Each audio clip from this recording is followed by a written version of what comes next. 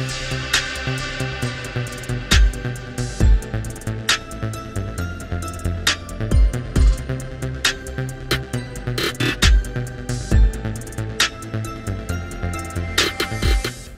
to Word on the Streets of COP29 in Baku, Azerbaijan, where the COP is focused on providing finances for developing countries across the globe.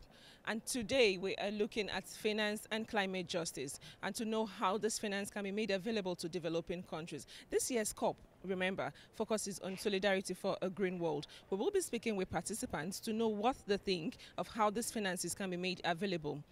Join me as we speak to people. Let's go. What is happening here is doing everything that will harm more the southern nations, because the climate crisis will be worse and worse. So I think that we have to denounce what is happening in the COPs. And one important thing is to say, okay, let's recognize that exists a climate debt, and let's talk about this. All the discussions here in the COP around climate finance are in fact for us from Ecuador, from Acción Ecológica, very dangerous. Because what they are talking is to increase the possibilities to have carbon offsets, to increase the possibility to in-debt more the southern countries, and they are not talking at all about the necessity to recognize the existence of an ecological debt, a climate debt, and to know how to repair this debt. So everything that is here is a sort of carbon fair trade, and finance in this context is how to finance more and more offsets, and how to continue with the oil dependency and the oil extraction and consumption. Climate finance, our take is that the focus should be on women, because women at the rural areas suffer much more impact of climate change. So financing should be made available for community women groups to engage on adaptation and mitigation initiatives.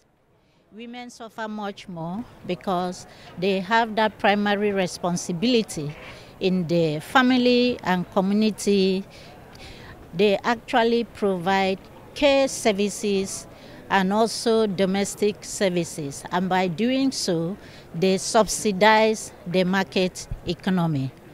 And the people, the big corporations that are damaging the environment are making these women to suffer the impact of their businesses in the Niger Delta, do not even pay compensation to these women.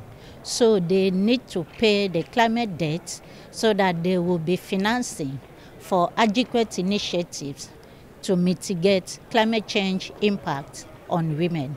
That is our thought. The issue is more critical now than ever. And our focus as communities coming from Global South, but specifically from Africa, we're here because this is going to be the COP that's focusing on finance, and because if we're really going to be taking climate action, it means it's money that has to be put on the table so that we can have climate action, so that we can have better renewable energy in a way that doesn't continue to put the climate in crisis. So while the discussions have begun, and while there was a lot of hype even before we got here, that parties are going to be serious, they're going to be discussing about how they're going to be putting money on the table, it seems that they're doing the exact opposite. People, especially countries from the developed countries, they're doing everything possible to make sure that they do not pay their fair share to allow us to do the transition and have proper climate financing for our people. What we are asking for is not peanuts.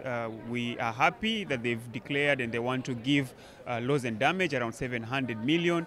It's good that they're talking about adaptation funding, but what we're asking is far much more, because we're asking for over 5 trillion US dollars every year that has to be put in our pockets so that governments and countries in the global south, especially in Africa, can have programs and energy projects that are climate compatible, that they are able to deal with the energy poverty. Over 600 million people in Africa don't have access to electricity, and also close to 1 billion people don't have access to clean cooking. So this is the money that's going to be able to be invested in that. It's not necessarily that they're doing us any favors by giving us this money, but it's money that is owed to the continent of Africa and the global south, and we are asking not for a penny less, and this is the money that we're demanding for here.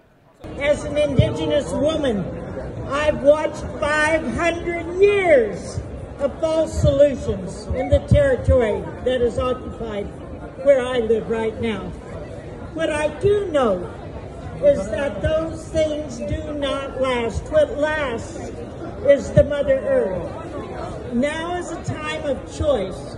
My people, where I live, the Ponca, are suffering as a result of the false solutions directly. When they talk about carbon trading, the fossil fuel company near me gets more permission to continue to contaminate the winds, to contaminate the sacred waters, to contaminate the earth herself. What heals her is natural seeds, the natural way of being. What heals us is to be together at times like this and say, why? Why aren't you saying phase out fossil fuels instead of saying carbon trading and continuing?